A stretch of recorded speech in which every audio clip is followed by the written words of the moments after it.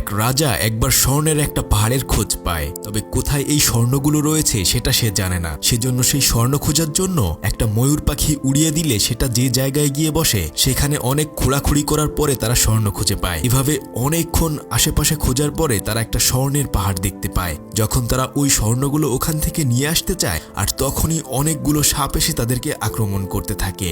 একে একে করে তাদের সাথে আসা সমস্ত মানুষগুলো সাপের কামড়ে মারা যেতে থাকে। আসলে গ্রাম থেকে সাধারণ মানুষগুলোকে লোভ দেখিয়ে এখানে নিয়ে আসা হয়েছিল। তারা যখন পাহাড়ের নিচে পানির ভেতর ছোট ছোট সোনার টুকরা পেয়েছিল, তখন তারা আরো স্বর্ণের লোভে এখানে এসেছিল। কিন্তু তখন থাঙ্গাভালান নামে একজন লোক তাদেরকে সেখানে যেতে নিষেধ করেছিল, কেননা সেখানে গেলে হয়তো কেউই জীবিত ফিরে আসতে পারবে না। এখন তো সাপের কামড়ে এক এক করে তাদের সবাই মারা যেতে থাকে। তবে থাঙ্গাভালান তখন তাদের সবাইকে বাঁচানোর জন্য তার থলির ভেতর থেকে এক ধরনের জাদুকরি পাউডার বের করে। এরপর সে সেই পাউডার আশেপাশে ছিটিয়ে দেয়, আর তখন সাপগুলো ওখান থেকে পালাতে থাকে। কিন্তু হঠাৎ করে একটা সাপ এসে তার হাতে কামড় দিলেও আশ্চর্যজনকভাবে সে তখন মারা যায় না, বরং সে উল্টো ওই সাপটিকেই ছিঁড়ে ফেলে। এরপর সে সাহস করে সমস্ত সাপগুলো ওখান থেকে তাড়িয়ে দিয়ে স্বর্ণ খুঁজতে থাকে। অনেকক্ষণ খোঁজাখুঁজির পরে তারা পাহাড়ের উপর অনেক স্বর্ণ খুঁজে পায়। কিন্তু তখন তাদেরকে বাধা দেওয়ার জন্য একটা মায়াবী নারী চলে আসে।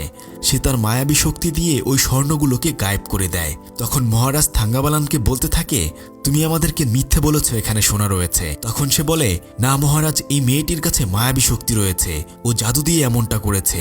কিন্তু মহারাজ তার কোনো কথাই বিশ্বাস করছিল না। তখন সে গিয়ে ওই মায়াবী মহিলাটাকে মেরে ফেলে, আর তার রক্ত যখন পাহাড়ের উপরে ছড়িয়ে পড়ে, তখন সমস্ত পাহাড় জুড়ে শুধু স্বর্ণ আর স্বর্ণ খুঁজে পাওয়া যায়। এত স্বর্ণ দেখে রাজা তো একদমই খুশিতে পাগল হয়ে যায়। কিন্তু এর কারণে তার অনেক প্রজা মারা যায়। তবে থাঙ্গাভালান এখান থেকে একটুও স্বর্ণ নিজের কাছে রাখে না, কেননা এই সবগুলো স্বর্ণই ছিল অভিশাপের স্বর্ণ। আপনিও যদি এমন স্বর্ণের পাহাড় খুঁজে পেতেন তাহলে কি করতেন অবশ্যই কমেন্ট করে জানিয়ে দিন।